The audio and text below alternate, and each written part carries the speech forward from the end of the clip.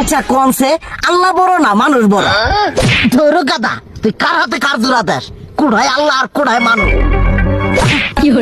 যেটা কবার কইছে ওইটা কন। আল্লাহ বড় না মানুষ বড়? আল্লাহ তো বড়। আল্লাহ বড়, তাহলে আল্লাহর কথা না হইনা মানুষের কথা শুনেন কে?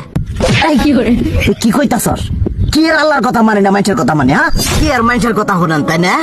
আমনে যে ওই দিনকে ডায়াবেটিসের রোগ নিয়ে যে হাসপাতালে গেলেন, ডাক্তার আপনারা কত কিছু খাবার না করলো, সব কিছু না খাই এখন চলতেছেন। তাহলে আল্লাহ যে আপনারা কইছে যে হারাম খাবার না, সুদ খাবার না, কই আপনি তো কাম কাজ বাদ দিয়ে এলাকার আমাদের টাকা পয়সা না গায়ে খালি ওইলে দিয়েই খান, নিজেরা টেও হালাল ভাবে কামাই করেন না, ওই সুদ তো না কটা টিয়া করে লাভ আহে ওইলে দিয়ে দিয়ে চলেন আর পেটা বড় বানাইছেন। শুনেন একটা কথা কই, হারামের কোনোদিন আরাম নাই।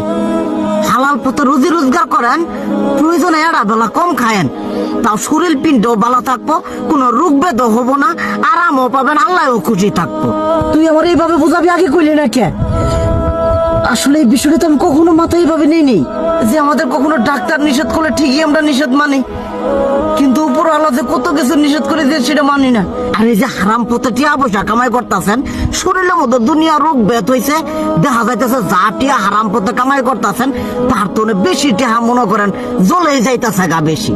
আজকের পর থেকে আমি আর এই হারাম সুদ খামো না, আমি হালাল পথে চলবো, হালাল টাকা পয়সা ইনকাম করবো। এতে করে যদি এক বেলা কমও খাইতে হয় তবুও খামো, তবু আমি আর এই